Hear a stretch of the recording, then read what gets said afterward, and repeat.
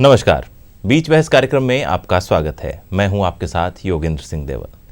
समस्त विश्व इस वक्त कोरोना महामारी से जूझ रहा है और हम सभी अप्रत्यक्ष और प्रत्यक्ष रूप से इस बीमारी का दंश भी झेल रहे हैं। हालांकि सरकारें, प्रशासन, पुलिस और स्वास्थ्य विभाग शुरुआत से ही इस लड़ाई में हमारे साथ डटकर खड़े हैं। लेकिन अगर हम बात करें पुलिस प्रशासन की, तो उनकी जिम्मेदारियां कुछ और बढ़ जाती हैं। उनकी जिम्मेदारियां इसलिए बढ़ जाती हैं कि जो लोग हैं, जो भीड़ हैं, उनको कंट्रोल करना, साथ ही जो नियम कायदे हैं सरकार के, उनको लागू करवाना उनकी प्राथमिकता रहती है। इसलिए पुलिस प्रशासन की जिम्मेदारियां कुछ और बढ़ जाती हैं। साथ ही पुलिस प्रशासन का जो एक मानवीय चेहरा है, वो भी इस युद्ध में, इस कोरोना के खिलाफ लड़ाई में हमें देखने को मिला है। पुलिस प्रशासन सरकार के फैसलों में किस तरह से आगे आके हमारे साथ जुड़ी हुई है इस बीमारी में, इन सभी मुद्दों पर चर्चा करने के लिए स्टूडियो में आज हमारे साथ मौजूद हैं क्राइम ब्रांच डीआईजी जयनारायण शेर साहब। जयनारायण जी, आपका स्टूडियो में बहुत बहुत स्वागत है। आइए चर्चा को आगे बढ़ाते हैं। जयनारायण जी, आप कोरोना महामारी को, कोरोना की जो वैश्विक ये चुनौती हमारे सामने आई है, इसको आप किस नज़र से देखते हैं? कोरोना महामारी पूरी दुनिया के सामने चुनौती के रूप में आई है जी। एक शताब्दी हो गई है। इसके पहले भी पूरी दुनिया ने कोरोना इसी प्रकार की महामारी को झेला है जी। लेकिन जो भयावह रूप कोरोना का आया है, इसने पूरे विश्व को जकड़ लिया है जी। हमारे देश में भी 85 लाख से ज़्यादा लोग कोरोना के संक्रमण से ग्रसित हुए हैं जी। राजस्थान में भी 2 लाख से ज़्यादा लोग इस कोरोना से प्रभावित हुए हैं, संक्रमित हुए हैं जी। और अभी तक भी इसका सटीक उपचार वैक्सीन सामने नहीं आया है। और भयावह रूप से पूरे देश ने, पूरी दुनिया ने इसको झेला है जी। और अभी भी एक भय का वातावरण आम जन के मानस में है कि जब तक वैक्सीन नहीं है तब तक इसका किस प्रकार से उपचार होगा। जी। जयनारायण जी, सरकारें अपनी तरह से, हर देश में हर प्रशासन अपना अपना उपाय कर रहा है इससे बचाव के लिए। हमारी जो सरकार है वो किस तरह से इस लड़ाई में, कोरोना के खिलाफ लड़ाई में अपने प्रयास कर रही है? राजस्थान सरकार ने प्रारंभ से ही इस कोरोना कोविड के मुकाबले के लिए पूरी संवेदनशीलता के साथ प्रयास किए जी। और लॉकडाउन के दौरान भी सरकार द्वारा पूरे राजस्थान के अंदर पर्याप्त संख्या में क्वारंटाइन सेंटर्स बनाए गए जी। टेस्टिंग की व्यवस्थाएं की गई, सैंपलिंग की व्यवस्थाएं की गई। और इस दौरान जब लॉकडाउन रहा जी, तो उस दौरान एनजीओज़ के सहयोग से, धार्मिक संस्थाओं के सहयोग से, समाज सेवियों के सहयोग से आम जन के लिए फूड पैकेट्स की व्यवस्थाएं की गई जी। राशन किट्स की व्यवस्थाएं की गई, दवाइयों की व्यवस्थाएं की गई और उपचार की भी पर्याप्त मात्रा में व्यवस्थाएं की गई जी। और पुलिस के द्वारा, प्रशासन के द्वारा जो हेल्पलाइन है उनके ऊपर पूरी व्यवस्थाएं की गई जी। जिसके माध्यम से यदि कोई भी सूचना पुलिस और प्रशासन तक पहुंची तो तत्काल उसके ऊपर एक्शन लेते हुए आमजन को सुविधाएं और सहायता प्रदान की गई। जी। जयनारायण जी, इस कोरोना महामारी के दौर में पुलिस का एक मानवीय चेहरा उभर कर सामने आया है। बात करें अगर कोरोना के वक्त, लॉकडाउन के समय में, जो समाज में जो एक गरीब तबका था उस तक भोजन पहुंचाने की बात हो, दवा की बात हो, उस वक्त पुलिस का जो चेहरा है वो बहुत खुलकर सामने आया। पुलिस की बहुत तारीफ भी हुई। इस बारे में आपका क्या कहना है? निश्चित रूप से पुलिस के लिए एक बहुत बड़ी उपलब्धि रही है जी कि इस संकट काल के समय में पुलिस के द्वारा आम जन को न केवल कोरोना के प्रति जागरूक किया गया बल्कि उनकी परेशानियों को समझते हुए हमारे कांस्टेबल से लेकर वरिष्ठ अधिकारियों तक एक भावना ये आई कि आम जन इस समय परेशान है, त्रस्त है और उसको इस समस्या से न केवल रूबरू करते हुए जी, जागरूकता करते हुए और उस परेशानी में किस प्रकार से उसकी सहायता की जा सकती है जी। और इस हेतु पुलिस ने बढ़ चढ़ करके, हमारे कांस्टेबल से लेकर अधिकारियों ने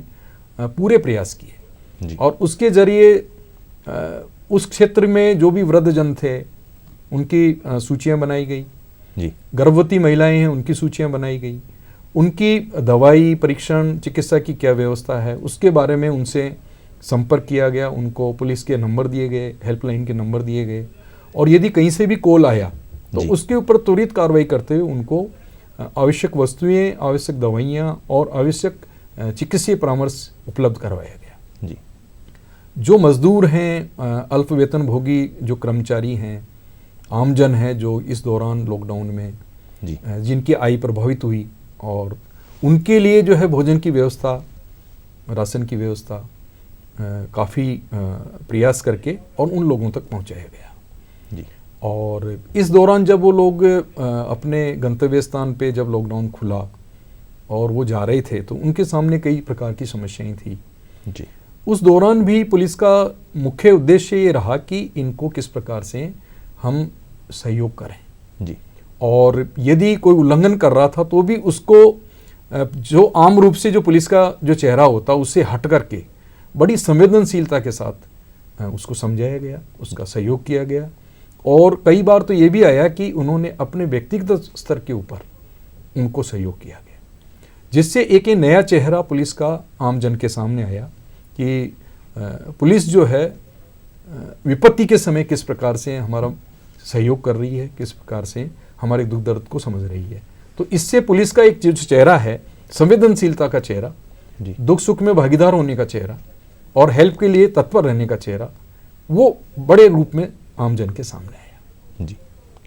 जयनारायण जी, कोरोना महामारी के इस दौर में जब तक वैक्सीन नहीं आती है, जब तक इसकी कोई एक दवा हमारे सामने नहीं आती है, तब तक के लिए किस तरह के उपाय किए जाएं कि लोग अपने रोज़मर्रा के जो कार्य हैं उनको भी कर सकें और सरकार के जो प्रावधान हैं, सरकार की जो गाइडलाइन जारी की गई है उसका पालन भी कर सकें? अभी तक के जो भी अध्ययन हुए हैं उसमें ये बात सामने आई है कि जो कोरोना है ये मुंह के जरिए, अपने श्वसन के जरिए और आंखों के जरिए अपने शरीर में प्रवेश करता है। जी। तो विभिन्न रिसर्च से ये साबित हुआ कि यदि व्यक्ति अपने मास्क लगाता है जी। और मास्क इस प्रकार से लगाए कि उसका नाक, मुंह और गले तक उसको अच्छी तरह से मास्क को उपयोग में लिया जाए, जी। तो सामने से यदि कोई व्यक्ति संक्रमित है तो उसके जो ड्रॉपलेट्स हैं उसके मुंह में या आंखों में या नाक के जरिए उसके शरीर में प्रवेश नहीं करें। जी। तो पहला उपयोग इसके अंदर यह है कि व्यक्ति मास्क का उपयोग करे। जी। और दूसरा इसमें यह है कि जो ड्रॉपलेट्स है वो 2 मीटर तक पहुंचने का एक मुख्य कारण माना गया है। यदि सोशल डिस्टेंसिंग जो शब्द आया है जी। वो इसीलिए आया है कि कम से कम 6 फीट की दूरी पे आदमी अगर बैठता है या खड़ा रहता है तो वहाँ तक वो ड्रॉपलेट्स नहीं पहुँचता है, जी। तो उससे संक्रमित होने का खतरा कम हो जाता है। बेहतर तो यह है कि हर व्यक्ति हमेशा मास्क लगाए, यदि वो घर से बाहर निकल रहा है तो उसके द्वारा मास्क का उपयोग करना चाहिए। जी।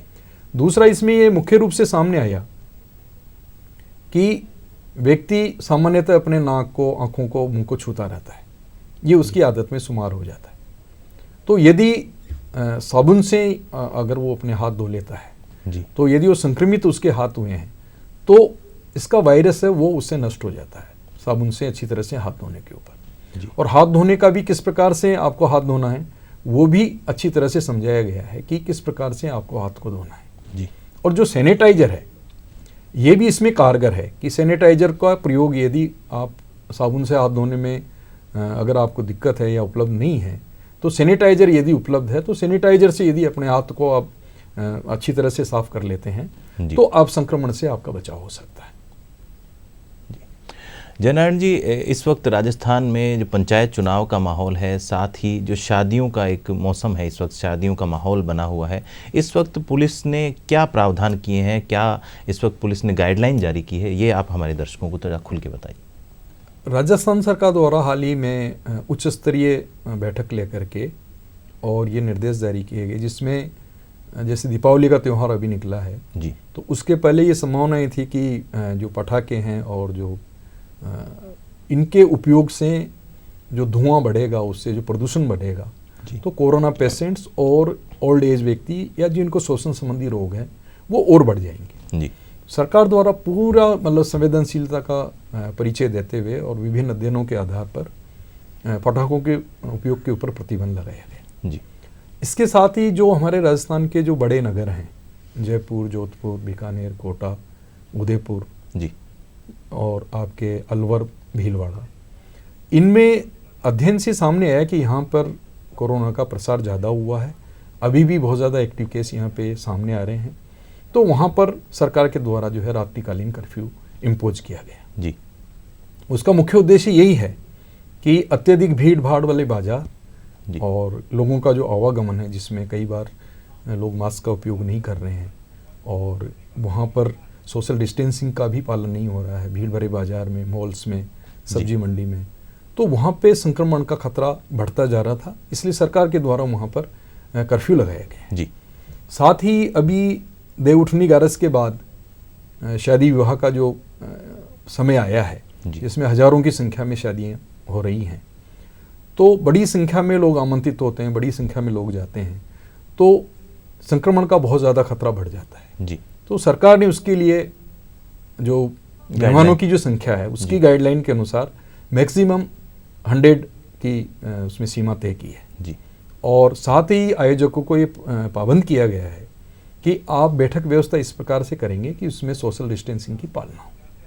प्रवेश द्वार के ऊपर आप सैनिटाइजर रखें, थर्मल स्क्रीनिंग रखें और पूरी सफाई की व्यवस्था उस पंडाल के अंदर रखी जाए, ताकि यदि कोई व्यक्ति वहाँ पर प्रवेश कर रहा है तो वो अपनी स्क्रीनिंग करा ले, अपना मतलब सैनिटाइजर से हाथों को साफ करे और मास्क होना उसका सुनिश्चित किया जाए। इन प्रयासों से निश्चित रूप से जो संक्रमण फैलने का खतरा रहता है वो कम हुआ है। जी। शादियों के जो विवाह स्थल है उनकी चौकसी करने के लिए, उनकी निगरानी करने के लिए पुलिस विभाग है वो किस तरह से तैयार है? पुलिस द्वारा इस बारे में पूरा ध्यान रखा जा रहा है जी। हमारे जो बीट कांस्टेबल्स हैं, हमारी जो पेट्रोलिंग पार्टीज है और इसके साथ ही जो उस एरिया के जो एग्जीक्यूटिव मजिस्ट्रेट्स हैं उनको भी ये निर्देश दिए गए हैं सरकार द्वारा जी। कि औचक निरीक्षण किया जाए। ऐसे जो विवाह स्थल हैं, पंडाल हैं, वहाँ पर जाकर औचक निरीक्षण किया जाए, जिससे कि यदि वहाँ पे उल्लंघन हो रहा है तो उसकी वीडियोग्राफी कराई जाए और सरकार के द्वारा ऐसे आयोजकों के विरुद्ध जुर्माने को भी बढ़ाया गया है। 25,000 रुपये तक का जुर्माना उल्लंघन के ऊपर लगाए जाने का प्रावधान किया गया है। इन सब प्रावधानों का और जागरूकता का ये प्रभाव हुआ है कि आम जन में जागरूकता बढ़ी है और इनकी पालना की जा रही है। जी। जयनारायण जी, अक्सर लोगों में ये भ्रम रहता है धारा 144 को लेकर और कर्फ्यू को लेकर। ये आप हमारे दर्शकों को ज़रा खुल के बताइए कि धारा 144 में क्या प्रावधान किए गए हैं सरकार ने कोरोना महामारी को रोकने के लिए? धारा 144 में मुख्य रूप से ये बताया गया है कि आप किसी भी प्रकार से कोई प्रोसेसन नहीं निकालें, जुलूस नहीं निकालें जी, या कोई मीटिंग्स नहीं करें जी, क्योंकि जहाँ पर जुलूस निकलेगा या मीटिंग होगी तो वहाँ पर बड़ी संख्या में लोग एकत्रित होंगे और उस समय वहाँ पे सोशल डिस्टेंसिंग नहीं रहती है जी। कई व्यक्ति उनमें मास्क का उपयोग नहीं करते हैं जी। और ऐसी भीड़ में संक्रमित व्यक्तियों का आना या एसिम्प्टोमेटिक जो केसेज हैं उनके आने से आम जन में सोशल स्प्रेडिंग का खतरा बढ़ जाता है कोरोना का जी। तो इसमें सरकार के द्वारा ये व्यवस्था की गई है कि इस प्रकार के जुलूस, प्रोसेशन और मीटिंग्स के ऊपर रोक लगाई जाए जी। और विवाह वगैरह जो है इनके ऊपर भी अपने ये नियम लागू किया गया है कि आपके उपस्थित होने वाले लोगों की संख्या 100 से ज़्यादा नहीं हो जी। तो इसका बेहतर रिजल्ट से सामने आएंगे और ये बड़ी खुशी की बात है कि आमजन इसकी पालना कर रहा है। पिछले 9 माह से आमजन जागरूक हो गया है, उसके समझ में आ गई है ये बात कि सरकार के द्वारा जो ये प्रयास किए जा रहे हैं ये उनके हित में है और जिस प्रकार से कोरोना खतरनाक रूप में पूरी दुनिया के सामने आया है, जिसमें मास्क ही उसका उपचार है जी। जब तक वैक्सीन नहीं आता है तो मास्क ही उसका उपचार है जी। सरकार द्वारा ये भी जागरूक किया गया कि जो कार्यस्थल है वहाँ पर नो मास्क नो एंट्री का स्लोगन हमारे देश में नहीं, इस स्लोगन को पूरी दुनिया ने पसंद किया है जी। और हर कार्यालय के बाहर ये बोर्ड्स लगे हैं, होर्डिंग्स लगे हैं जिनकी पालना आमजन के द्वारा भी की जा रही है। जी। जयनारायण जी, रूरल एरिया की बात करें तो ग्रामीण क्षेत्रों में लोगों को जागरूक करना एक चुनौती बनी हुई है आज भी। इस बात को आप किस नज़र से देखते हैं और क्या रूरल एरिया जो ग्रामीण क्षेत्र के लोगों को क्या मैसेज देना चाहेंगे, क्या संदेश देना चाहेंगे कि वो कोरोना महामारी में हमारे साथ खड़े रहें? प्रारंभ से ही जब राजस्थान में और पूरे देश में जब लॉकडाउन लगा जी, तो रूरल एरिया के जो श्रमिक गण हैं जो बाहर रोज़गार के लिए गए हुए थे जी। और जब उन्होंने लौटना शुरू किया तो सरकार द्वारा इसमें बहुत ही ग्राउंड लेवल के ऊपर होमवर्क किया गया था जी। और पंचायत लेवल तक के ऊपर ये व्यवस्थाएं की गई थी कि आपके यहाँ पर जो बाहर से आने वाले श्रमिक हैं उनके लिए क्वारंटाइन सेंटर बनाए जाए और वहाँ पे उनकी सैम्पलिंग हो, स्क्रीनिंग हो, ताकि यदि उनमें अगर कोई पॉजिटिव केस आ जाता है तो उसको तत्काल प्रभाव से उसका कोविड टेस्ट कराया जा करके और उसका उपचार प्रारंभ किया जाए। ग्रामीण क्षेत्र में आमजन भी जागरूक हुए और उन्होंने अपनी मोहल्ला समितियों के माध्यम से, ग्राम सेवक के माध्यम से और जो हमारी पुलिस की CLG है जी। उसके माध्यम से भी आमजन को जागरूक किया गया, मीटिंग्स लेकर के, और उन्हें सचेत किया गया कि यदि बाहर से कोई इस प्रकार से किसी को लक्षण नज़र आते हैं, किसी को बुखार आ रहा है, खांसी आ रही है, बाहर से आया है जी। तो तत्काल उसकी सूचना वहाँ के चिकित्सक टीम को दी जाए, वहाँ के ग्राम सेवक सरपंच को दी जाए, ताकि उनका परीक्षण कराया जाए। और ये बड़ा कारगर साबित हुआ जी। ग्रामीण क्षेत्र में भी जो क्वारंटाइन सेंटर थे उनमें आपको ये जानकर बड़ी प्रसन्नता होगी कि उस क्षेत्र के समाज सेवी, वहाँ के NGOs, वहाँ के सोशल वर्कर्स, उन्होंने क्वारंटाइन सेंटर में भोजन की व्यवस्थाएं की जी। बाहर से आए हुए श्रमिक गणों के लिए उन्होंने राशन की व्यवस्था की और इसके साथ ही यदि कोई पॉजिटिव केस आ गया तो उन्होंने वहाँ पे उन लोगों की पहचान करके और प्रारंभ में वहाँ पे कर्फ्यू की तरह वहाँ पर बैरिकेडिंग्स वगैरह की व्यवस्था की जी।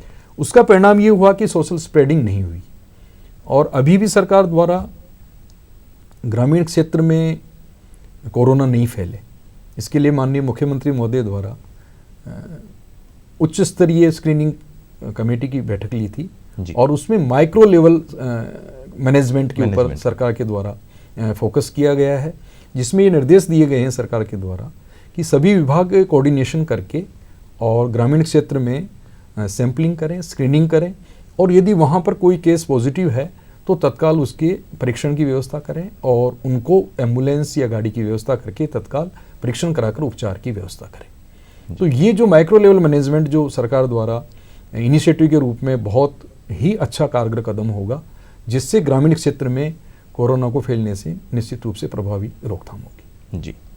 जयनारायण जी, कई शहरों में भी नाइट कर्फ्यू, जो रात को कर्फ्यू जो लगाया जा रहा है, उसमें पुलिस प्रशासन ने क्या क्या प्रावधान किए हैं और पुलिस प्रशासन किस तरह उसके लिए तैयार है?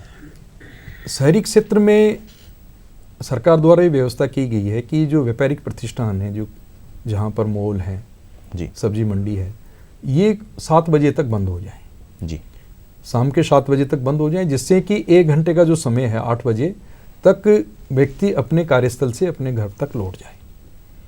जी। पुलिस के द्वारा शाम को 7 बजे से पहले ही अपनी तैयारी करके और उस क्षेत्र में लोगों को मोटिवेट किया जाता है, आगाह किया जाता है। व्यापारिक प्रतिष्ठान के ऊपर जो लोग इकट्ठे होते हैं उनको समझाया जाता है कि अभी कर्फ्यू का समय होने वाला, आप अपना परचेजिंग करके और जल्दी से जल्दी अपने घर को लौटें। और इस संबंध में व्यापारियों को भी ये निर्देशित किया गया है कि अगर कोई व्यक्ति मास्क लगा के नहीं आया है तो आप उसको अपना सामान नहीं बेचें, और अगर ऐसा पाया जाता है तो व्यापारियों के भी मास्क नहीं लगाने की कार्रवाई पे जुर्माना किया गया है। जो व्यक्ति मास्क लगा के नहीं गए उनके खिलाफ भी पुलिस के द्वारा जुर्माने की कार्रवाई की गई है। और ये जो मुनादी की जाती है, जागरूकता की जा रही है, इसका ही परिणाम है कि जो भीड़ भरे बाजार जो देर रात्रि तक चल रहे थे, जहाँ पे युवा वर्ग है, दूसरा जो आपके बड़ी संख्या में लोग बाग इकट्ठे होकर के और वहाँ पे घूमना कर रहे थे, जिससे सोशल स्प्रेडिंग का खतरा बढ़ता जा रहा था। तो कर्फ्यू के जरिए जब पुलिस के द्वारा उनको समझाया जा रहा है तो निश्चित रूप से लोग अपने घर समय पे लौट रहे हैं और इसका बहुत ही बेहतरीन परिणाम सामने आएगा कि सोशल स्प्रेडिंग से राजस्थान बच पाएगा। जी। जयनारायण जी, सरकार द्वारा नए नए नवाचार किए जा रहे हैं, नए नए प्रयास किए जा रहे हैं कोरोना की रोकथाम के लिए, तो जो हाल ही में जो सरकार के द्वारा किस तरह के नए नवाचार किए गए हैं, उनके बारे में आप थोड़ा हमारे दर्शकों को खोल के बताइए। राजस्थान सरकार ने नो मास्क नो एंट्री का सबसे बड़ा प्रयोग किया जी, और उसके जरिए ये एक आंदोलन के रूप में सामने आया जी कि आम व्यक्ति के दिमाग में भी ये बात पहुंची है कि यदि मास्क नहीं है तो हमें कहीं पे नहीं जाना चाहिए। जी। जहाँ तक मास्क की उपलब्धता का प्रश्न है तो इसमें आमजन ने भी बढ़ चढ़ करके सहयोग किया है। कई संस्थाओं ने बड़ी मात्रा में मास्क का वितरण किया है। अभी हाल ही में पुलिस कमिश्नरेट जयपुर के द्वारा मास्क का वितरण किया। भास्कर अखबार के साथ सहयोग करके और बड़ी संख्या के अंदर सार्वजनिक स्थानों के ऊपर, चौराहों के ऊपर हमारी यातायात पुलिस के जरिए, हमारी सामान्य पुलिस के माध्यम से जो व्यक्ति बिना मास्क के जा रहे थे उनको मास्क का वितरण किया गया। हाल ही में जेडीए द्वारा जो है, जेडीए के सामने मास्क वॉल के रूप में एक प्रयोग किया गया। और जहां पर पिछले 4 दिन में, ये बड़ी प्रसन्नता की बात है कि 10,000 लोगों को मास्क जेडीए के द्वारा वितरित किए गए हैं। इसी प्रकार अन्य संस्थाएं भी बढ़ चढ़ करके और सरकार का सहयोग कर रही है और उस सहयोग के माध्यम से आम जन तक मास्क पहुंच रहे हैं। सरकारी जो कोरोना वॉरियर्स हैं उनको भी मास्क के वितरण में आम जन ने बढ़ चढ़ करके सहयोग किया। कई एनजीओज ने आगे बढ़ करके पुलिस प्रशासन, मेडिकल टीम्स को मास्क हैं, आपके पीपीई किट हैं और फेस शील्ड है, सैनिटाइजर्स है, इसको प्रदान किया है।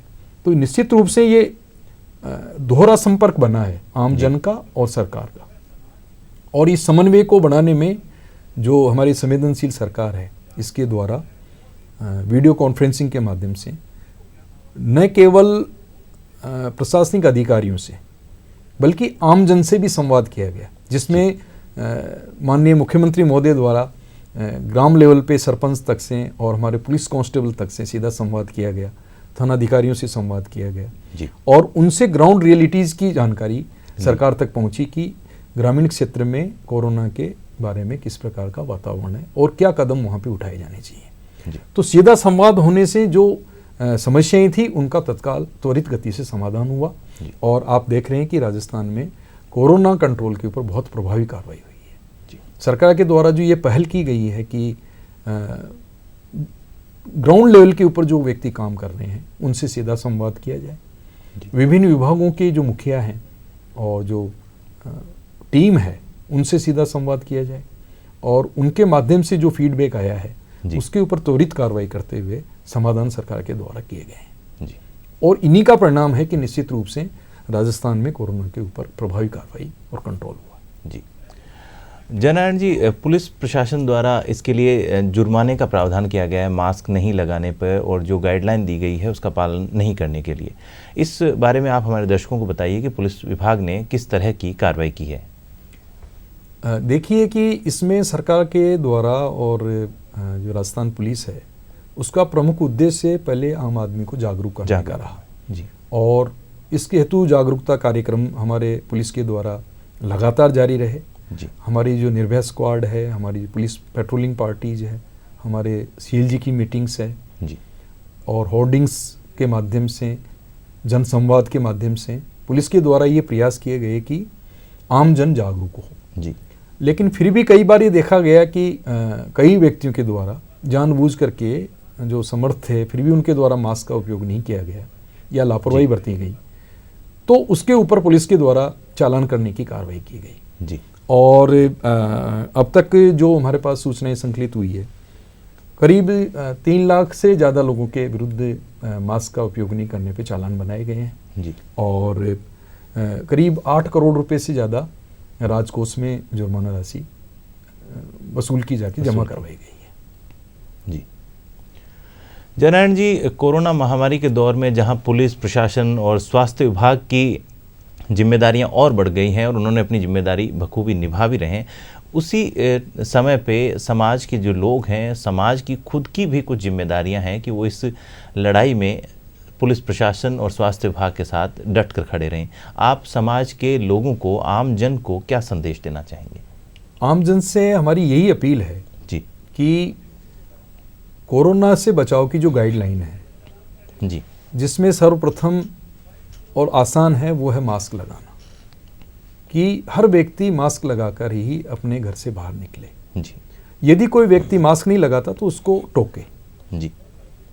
और कार्यस्थल पर भी जो व्यक्ति काम के लिए जा रहे हैं तो उसके नियोक्ता अधिकारी का ये दायित्व है जी कि वहाँ पर थर्मल स्क्रीनिंग की व्यवस्था करे, पर्याप्त मात्रा में सैनिटाइजर उपलब्ध कराए जी। और यदि कोई मास्क लगा करके नहीं आया है तो उनको मास्क लगाने के लिए अभिप्रेरित करे, मास्क उपलब्ध कराए। और जो कार्यस्थल पे जो बैठक व्यवस्था है उसमें सोशल डिस्टेंसिंग के हिसाब से सीटिंग अरेंजमेंट करें जी। और साथ ही यदि ग्रामीण क्षेत्र के अंदर जी भी क्योंकि खतरा है कि ग्रामीण क्षेत्र में कोरोना अगर फैल गया तो उसको कंट्रोल करने में बड़ी समस्याओं का सामना करना पड़ेगा। तो वहाँ पर भी जो NGOs हैं, जो हमारी समाज सेवी संस्थाएं हैं, उनको बढ़ चढ़ करके और एक जागरूकता कार्यक्रम को आगे बढ़ाना है जी। और जो इसका कोरोना का खतरा है उसके बारे में उनको जागरूक करना है जी। और अभी भी यदि संभव हो तो ज़्यादा से ज़्यादा लोगों को मास्क उपलब्ध कराएं, जी।